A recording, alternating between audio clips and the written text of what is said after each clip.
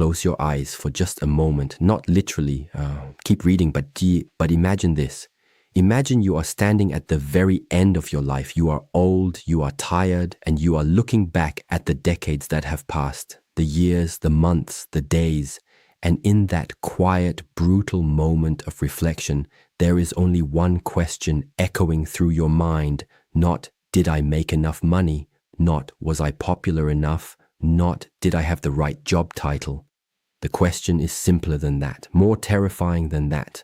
The question is, did I actually live, or did I simply exist? Did I spend my days truly awake, or did I sleepwalk through an entire lifetime wearing the comfortable mask of someday? Because here is the truth that nobody wants to say out loud. Most people will reach that moment and feel a weight that no amount of success, money, or applause can lift.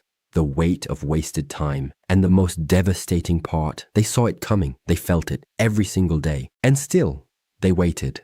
Right now, before we go any further, I want to ask you something, and I need you to really sit with this question because it might just be the most uncomfortable thing you hear today. When was the last time you did something that genuinely scared you? Not something dangerous, but something real, something that made your hands tremble a little, something that reminded you that you are alive and capable of more than the small, safe routine you have been calling your life. If you are struggling to answer that, if you are reaching back through weeks, months, even years trying to find a moment like that, then what I am about to share with you is not just important, it is urgent. There is a concept that ancient philosophers understood deeply, something that modern culture has almost entirely forgotten in the noise of notifications, streaming platforms, and infinite scroll. The Romans called it memento mori. Remember that you will die, not as a morbid thought, not as something to fear, but as the most powerful alarm clock ever created by human consciousness. You will die. And that is not a dark idea. That is the most clarifying, focusing, motivating truth in existence. Because once you truly feel the weight of that, once it moves from an intellectual understanding to a visceral knowing in your chest, everything changes. What you tolerate changes. What you pursue changes. How you spend a Tuesday afternoon changes. But here is what I want you to stay for, because in the next few minutes, I am going to walk you through something that most motivational content never touches. Not just why you need to wake up, but the invisible psychological chains that keep you asleep, the ones you cannot see, the ones disguised as comfort, as responsibility, as being realistic, the ones that feel like wisdom, but are actually the architecture of a wasted life. Stay with me. Because what comes next might be the thing that finally breaks the spell. Let us start with the most dangerous word in the human vocabulary. It is not hate. It is not fear. It is not even failure. The most dangerous word is later. Later is where dreams go to decompose. Later is a graveyard dressed in the clothing of a plan. And the reason it is so dangerous is precisely because it sounds so reasonable. I will start the business later. I will have that conversation later. I will get healthy later. I will finally pursue what I love later. And the mind accepts it. The mind nods along because later implies that there will be a later, that time is infinite, that the clock on the wall is more of a suggestion than a countdown. But think about this carefully. Every single person who has ever died, and billions of people have, every single one of them had a later they were waiting for. They had plans, they had dreams deferred, they had conversations they meant to have, experiences they meant to chase, versions of themselves they were absolutely going to become. Later. And then life did what life always does. It did not wait for them to be ready. You have to understand something about time that most people never truly grasp. Time does not actually disappear. It accumulates in the form of your life. Every hour you spend watching content that does not move you forward, every day you spend in a job that slowly kills something inside you, every year you spend in relationships or environments that shrink you rather than expand you, that time does not just vanish into thin air. It becomes you. Your habits become your character, your days become your years become your legacy, and one day you will look in the mirror and you will not see the vibrant, hungry, curious person you once were. You will see the sum total of every choice you made when you chose comfort over courage. This is not said to punish you. This is said because you deserve the truth more than you deserve the comfort of a lie. Here is something that most people discover far too late. The human mind has a deeply sophisticated system for keeping you exactly where you are. Psychologists call it the status quo bias, the brain's unconscious preference for the current state of affairs, even when that state is making you miserable. Even when you intellectually know that change is necessary, there is a part of your neurology that will fight against it, that will generate fear, that will manufacture reasons why now is not the right time, that will whisper quietly, "This is safe, stay here, the unknown is dangerous." And the cruelest twist? The longer you stay, the stronger that voice becomes. Inertia is not just a physics concept, it is a psychological reality. The longer you have been still, the more energy it takes to move.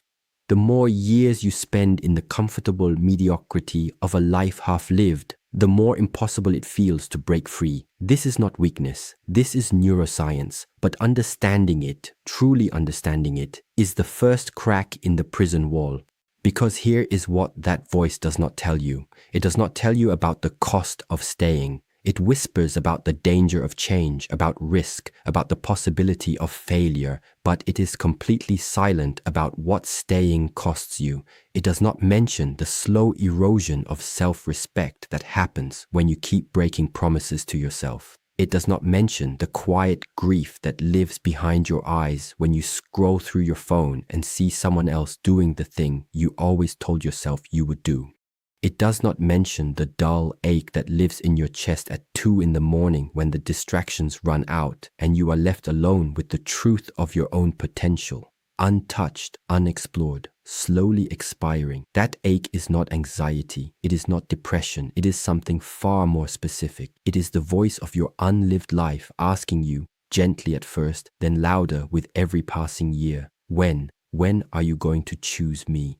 Now I want you to think about water. Specifically, I want you to think about what happens to water when it stops moving. Stagnant water does not stay clean. It does not stay nourishing. It becomes a breeding ground for things that harm rather than heal. And human beings are exactly the same. We were not designed for stagnation. We were designed for movement, for growth, for the beautiful discomfort of becoming. When you stop growing, when you settle into the comfortable repetition of days that all look the same, something in you begins to stagnate. And you feel it. You feel it in the restlessness that shows up on Sunday nights. You feel it in the inexplicable emptiness that exists even when your life, on paper, looks perfectly fine. You feel it in the way you sometimes catch yourself daydreaming about a different version of your existence. A bolder version, a braver version, a version of you that actually showed up.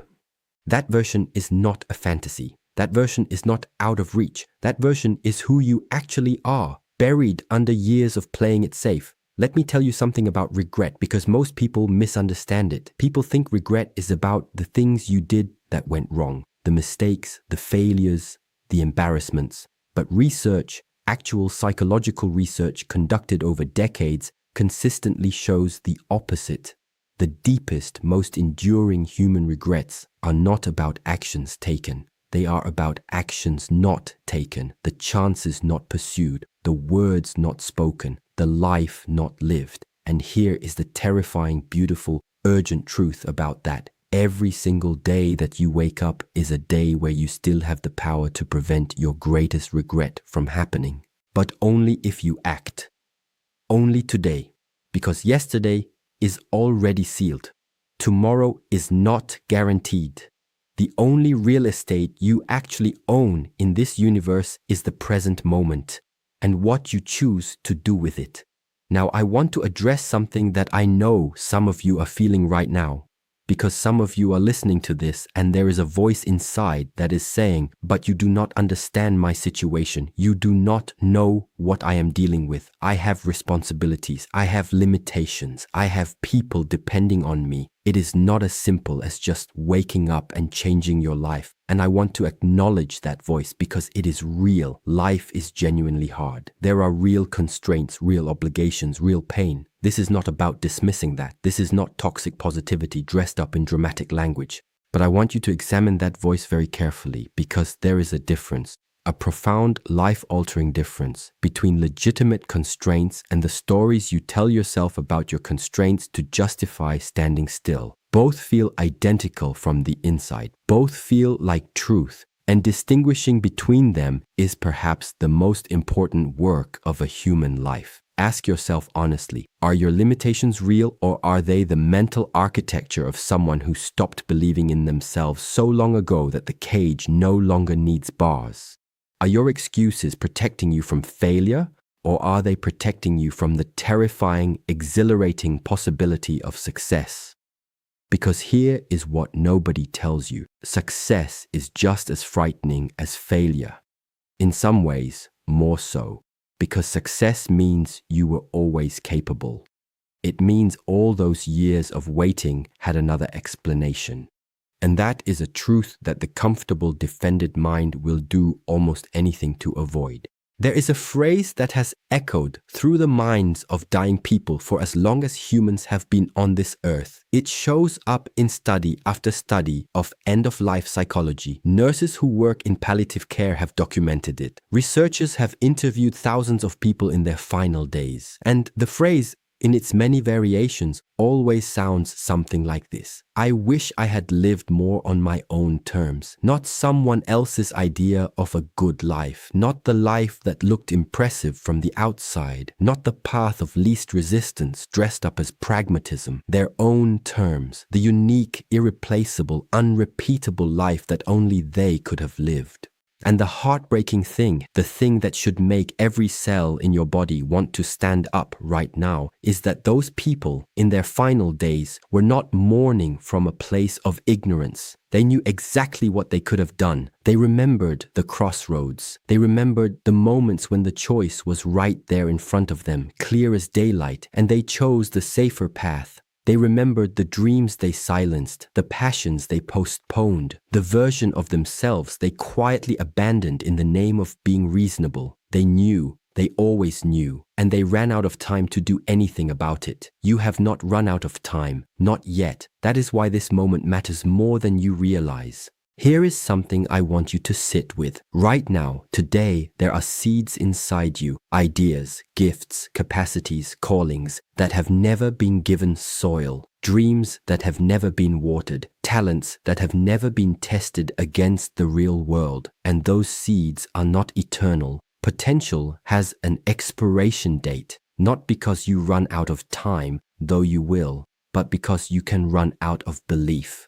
You can spend so many years ignoring the best of yourself that you stop believing it was ever real. You can convince yourself so thoroughly that you are your limitations that the gifts beneath them suffocate quietly. This is happening to people all around you. Brilliant people, creative people, people with oceans inside them who are living like puddles because somewhere along the line they decided, consciously or not, that playing small was safer. And the world is poorer for it. Your community is poorer for it. Your family is poorer for it. And most devastatingly, you are poorer for it.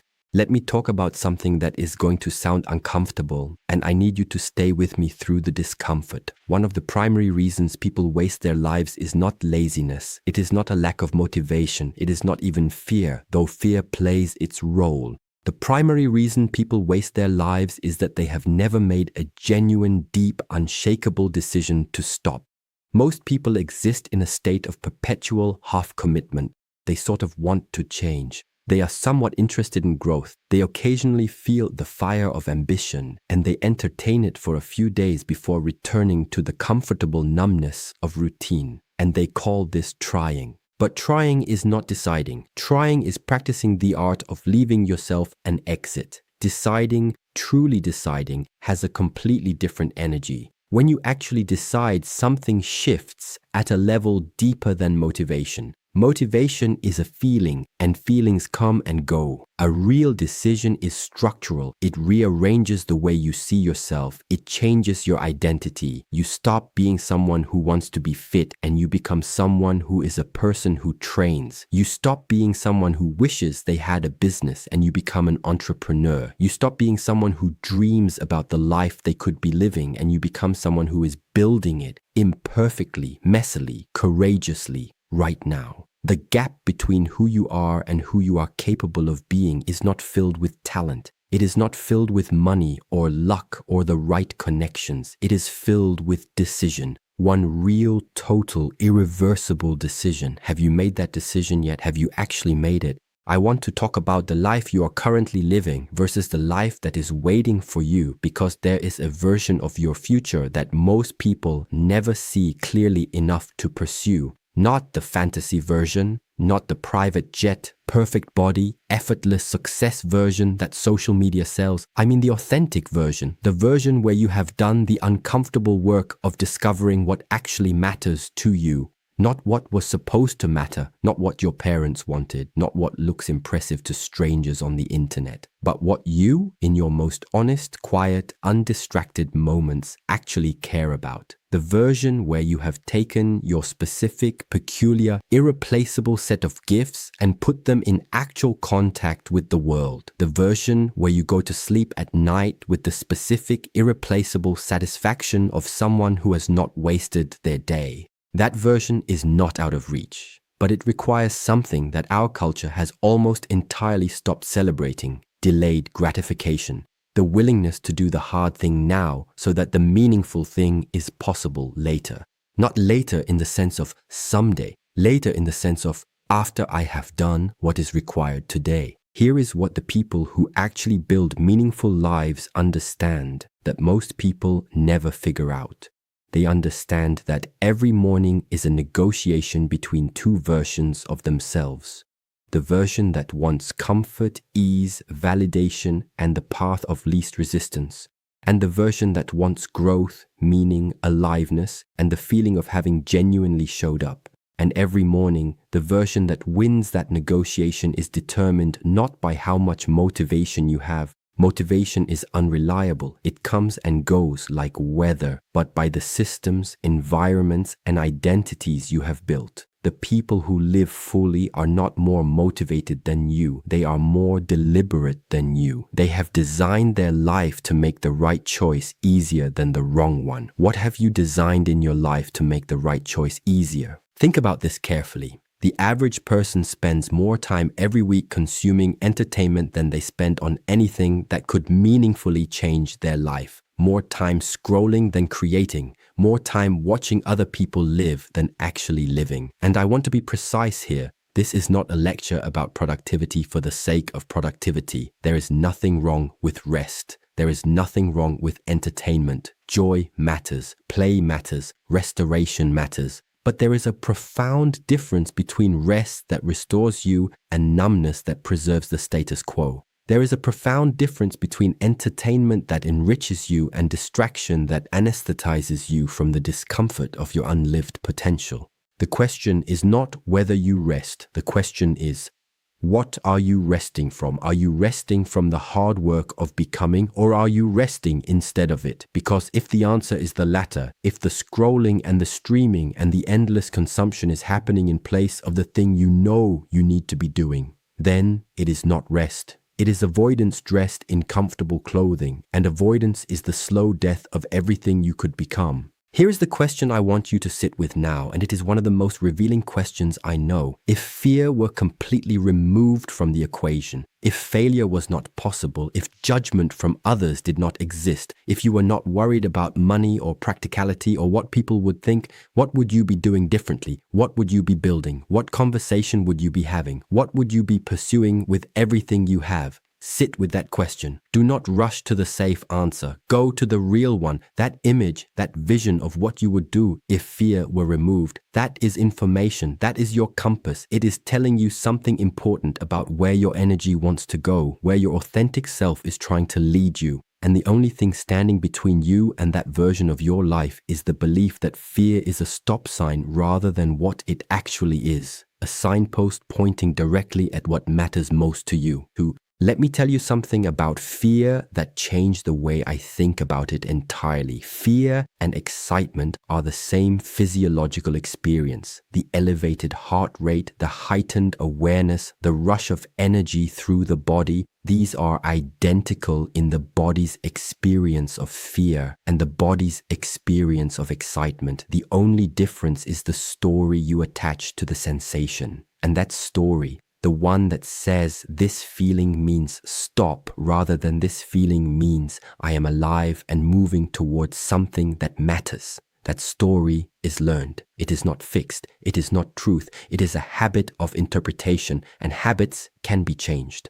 What if every time you felt that familiar tightening in your chest before doing something difficult, something vulnerable, something real, what if instead of retreating, you leaned in, not recklessly, not without wisdom, but deliberately, with the full understanding that the discomfort you feel at the edge of your comfort zone is not a warning that you are in danger. It is a confirmation that you are in exactly the right place. Growth does not live in comfort. It never has. It lives in the magnificent, terrifying aliveness of the edge. You were not born to be comfortable. You were born to be alive. Those are not the same thing. Comfort and aliveness share the same life, but they do not share the same quality of life. And deep down, you know this. You have always known this. The restlessness you feel is not a problem to be solved. It is your nature asserting itself against the smallness of the life you have accepted. Here is what I want to leave you with, because this is the part that matters more than anything else. Everything I have said today, all of it, leads to a single, practical, immediate truth. Not next Monday, not after the holidays, not when things calm down. Now, today, this moment, because time is not a renewable resource. It is not something you can earn back or buy more of or borrow from the future. Every second that passes while you are waiting for the perfect moment is a second that joins the permanent archive of your past, spent, sealed, irretrievable. The perfect moment does not exist. The perfect version of you, fully ready, fully confident, fully prepared, does not exist and never will. The only version of you that ever exists is the imperfect, uncertain, courageous version who decides to act anyway. The people you admire most, the ones who built things, created things, changed things, they were not less afraid than you. They were not more talented, more privileged, more prepared. They simply reached the point where the pain of staying the same became greater than the fear of change, where the grief of the unlived life became louder than the comfort of inaction. And they moved, imperfectly, messily, bravely. They moved. There is a version of the rest of your life that you will look back on with quiet, deep pride. A version where you said yes to the difficult thing, where you showed up when it was hard, where you chose growth over comfort, aliveness over ease, meaning over approval. That version of your life does not begin with a dramatic moment. It does not begin with a perfect plan or a sign from the universe or a sudden flood of confidence. It begins with one decision made right now in this ordinary moment. It begins with you deciding, really, completely, irrevocably deciding that you will not waste what remains. You are here. You are alive. The clock is ticking. Not to terrify you, but to focus you. Not as a threat, but as the most important reminder you will hear today. You have time, but not unlimited time. You have potential, but potential requires action to become reality. You have a life, exactly one, with no rehearsal and no second showing. And the question that will define it is not what happens to you. It is what you decide to do with what you have been given. So here is what I want to ask you. And I genuinely want you to answer this, not just in the comments, but in the quiet, honest space of your own mind. Right now, today, this week, what is the one thing you have been postponing that you know at your deepest level you need to stop postponing? What is the thing that comes to mind immediately before the excuses and the rationalizations have time to assemble themselves? What is the move you have been afraid to make, the conversation you have been afraid to have? the life you have been afraid to actually live? Tell me in the comments, because naming it makes it real, and making it real is the very first step toward making it yours. What are you done waiting for?